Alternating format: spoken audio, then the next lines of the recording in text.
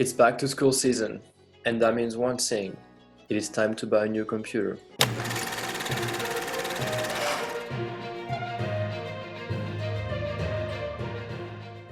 Welcome to It Only Takes a Minute. I'm your host, Theo Belmonte.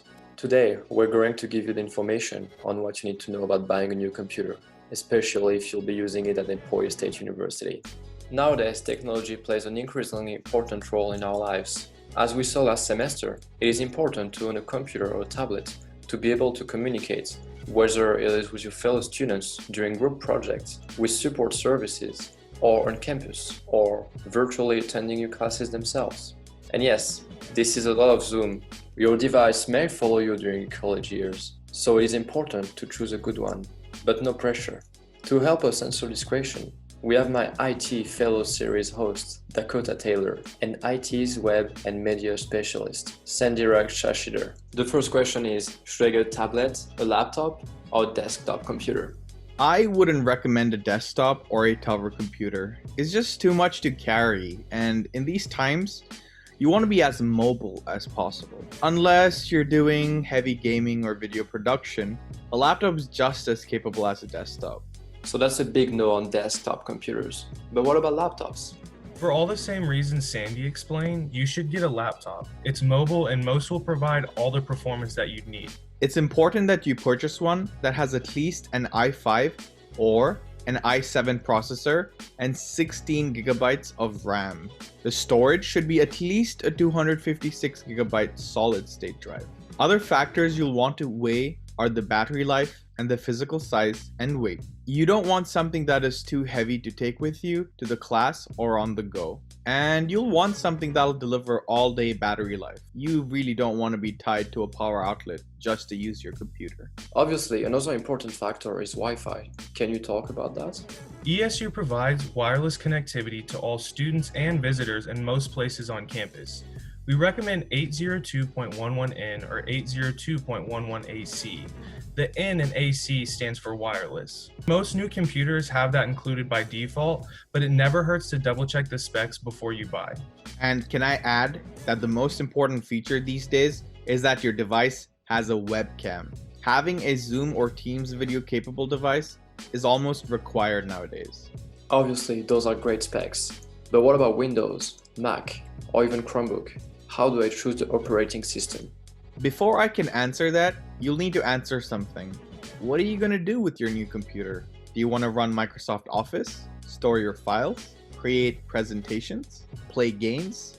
If you said yes to any of those, then you really don't want a Chromebook. Chromebooks are great for web surfing and using Google services, but they don't run Office or any of the software apps you likely need at ESU if you're using it for productivity.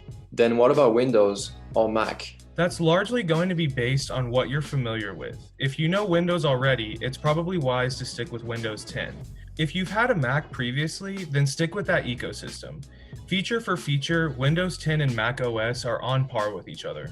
We covered the laptop, but what if I want a tablet? Tablets are great for mobile work, or those instances where you want to use a stylus or pencil to take notes, draw, or annotate your documents. I would choose an iPad or a Microsoft Surface. Both have their pros and cons, but both are very capable devices.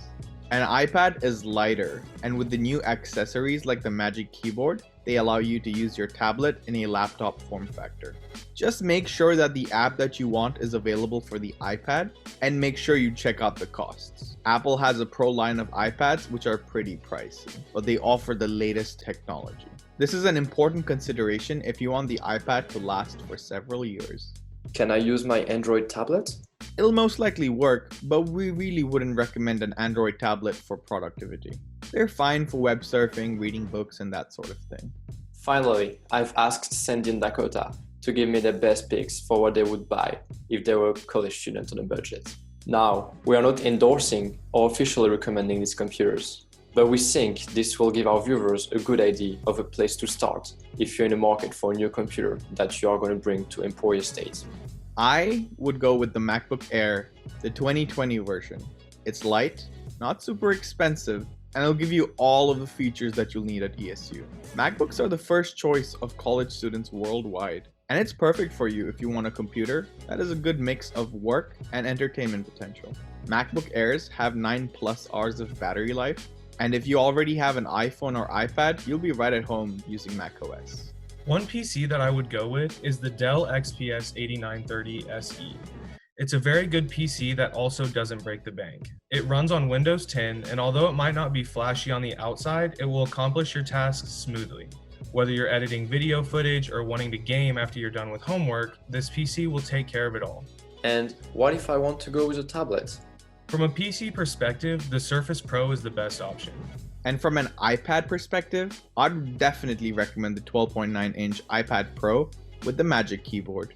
This is slightly more expensive, but it gives you laptop-like performance and form factor all in one package. If you're on a budget, Apple's most popular iPad is a $329 version. It's very capable and you can get third-party keyboards for it too.